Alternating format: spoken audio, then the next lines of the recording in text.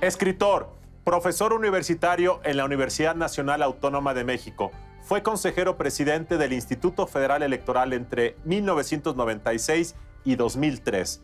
Hoy en Periférico 1313, José Woldenberg. José, cuéntanos, ¿cuál es el lado oscuro de nuestra democracia? No sé si sea el lado oscuro, pero es una preocupación que creo que se empieza a abrir paso y que desde el año 2004 planteó con mucha claridad el Programa de Naciones Unidas para el Desarrollo. Y era la preocupación porque el malestar que existía en la democracia se convirtiera en un malestar con la democracia. Y yo veo que hoy en nuestro país hay un enorme desencanto, un malestar muy marcado y una cierta decepción con lo que pueden dar los partidos, los gobiernos, los parlamentos, los políticos. Y quizá ese es uno de los retos mayores que hay que enfrentar. Es decir, recuperar para la política un cierto aprecio y también para los políticos. Y eso solo se logra, pues, recargando de sentido la vida política misma.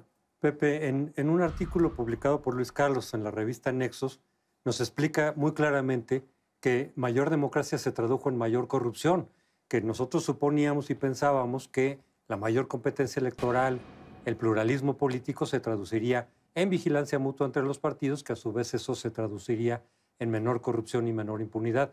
Pero resulta que fue lo contrario, que lo que faltó ahí, ¿qué está pasando? Bueno, yo creo que tenemos un problema de corrupción en efecto muy grave. No sé si hoy hay más corrupción que en el pasado o hoy la corrupción tiene una mayor visibilidad que en el pasado, eso no lo sé. Y también creo que hoy hay una mucho menos tolerancia a los fenómenos de corrupción de lo que había en el pasado. Pero en efecto tenemos un problema en esa materia. Creo que el artículo al que haces alusión, que apareció en Nexos, el de Luis Carlos, pues habla de la corrupción en muy diferentes niveles y por muy diversas vías, ¿no? Es decir, lo que se produce en el Congreso, desde los gobiernos locales o en el gobierno federal, lo que sucede en las campañas electorales. Y claro que es un elemento que tiende a erosionar, pues, la confianza en partidos, en políticos, en parlamentos.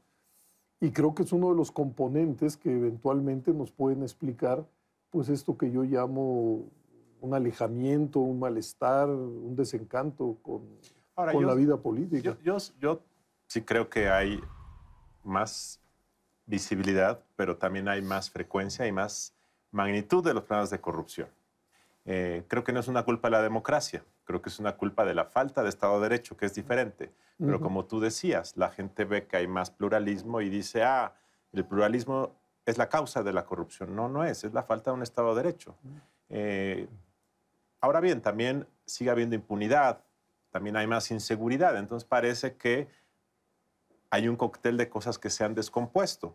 Pero para no abonar a lo negativo, Pepe, ¿qué es lo tuyo que crees que hoy es mejor que hace 25 años gracias a la democracia? Bueno, sin duda hoy se pueden ejercer las libertades con una intensidad y una frecuencia mucho mayor que en el pasado. Eso creo que es muy fácil de documentar. Creo además que tenemos unos medios con grados de libertad mucho mayores de lo que teníamos entonces.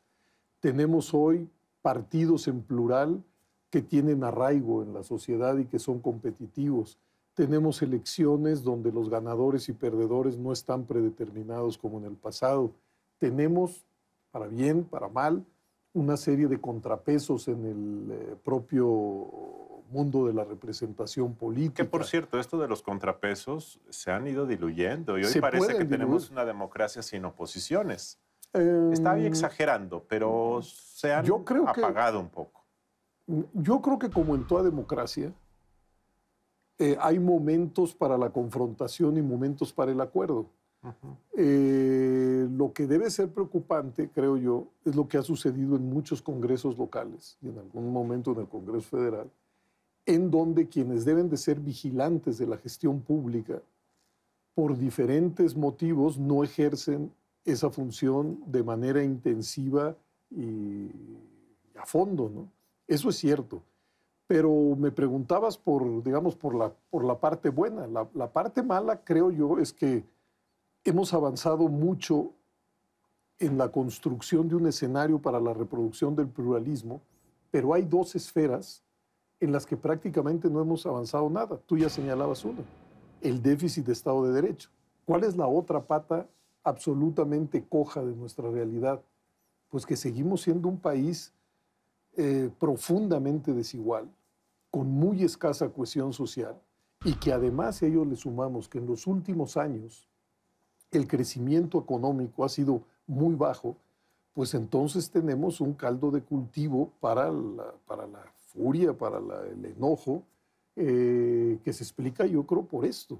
Entonces, creo yo que si la democracia, para que sea, digamos, para que se pueda reproducir de manera medianamente armónica, requiere de partidos, de elecciones, de ejercicio de las libertades, también requiere, en efecto, de un Estado de Derecho, es decir, donde sea la ley la que regule las relaciones entre los individuos y de estos con las instituciones del Estado, pero también requiere, para una buena reproducción, pues una política que intente atemperar las desigualdades sociales y que la economía crezca, porque si las condiciones materiales de vida de la gente no mejoran, por un lado, y si además es fácil constatar que vivimos, pues no en una sociedad integrada, sino muy, muy polarizada en términos económicos y sociales, pues eso también explica parte del malestar. Es decir, creo que fuimos capaces de construir una germinal democracia, pero que falta todo lo demás.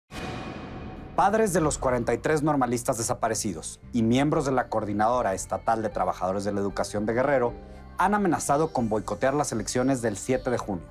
Tome nota, desde 1917 no se han suspendido elecciones en un estado de la República. El artículo 29 constitucional señala que en casos de perturbación grave de la paz pública, solamente el presidente, con la aprobación del Congreso de la Unión, podrá restringir o suspender el ejercicio de los derechos y las garantías que fuesen obstáculo para hacer frente rápida y fácilmente a la situación. En opinión de José Woldenberg, que una minoría pretenda impedir la expresión de la mayoría es de por sí extraño y preocupante. José, respecto a la situación que se vive actualmente en Guerrero, ¿amerita que se suspendan las elecciones? Bueno, en efecto, ha habido algunos pronunciamientos en el estado de Guerrero en el sentido de que algunos contingentes han dicho que no van a permitir que se hagan las elecciones en ese estado. Yo creo que es una apuesta realmente no solamente complicada, sino que es jugar con fuego, porque en el caso de que no hubiese elecciones, de que no se pudieran renovar los poderes en el Estado, es decir, que no hubiera gobernador, Congreso local y ayuntamientos, que hubiera un vacío de poder, lo que yo entiendo es que lo que sigue es decretar una especie de estado de excepción. Convocas a elecciones extraordinarias posteriormente. Precisamente se declara el estado de excepción para convocar elecciones. Es decir, que las elecciones son inescapables porque es el único método a través del cual podemos tener autoridades y legisladores legítimos. Entonces, atentar contra eso creo que no tiene mucho sentido, pero además creo que las elecciones deben ser vistas como parte de la solución y no como el problema. Esto que acabas de decir es muy importante, Pepe. Cuando tú fuiste presidente del IFE en los años 90, y sobre todo en 94, que ya eras consejero, yo recuerdo que las elecciones de 94 fueron vistas como una oportunidad para contener la crisis. Pero yo siento que hoy los padres de los estudiantes de Ayotzinapa lo que están diciendo es: no creemos que las elecciones vayan a renovarnos en nosotros la esperanza de encontrar a nuestros hijos, de tener mejor vida, de tener menos corrupción y menos violencia.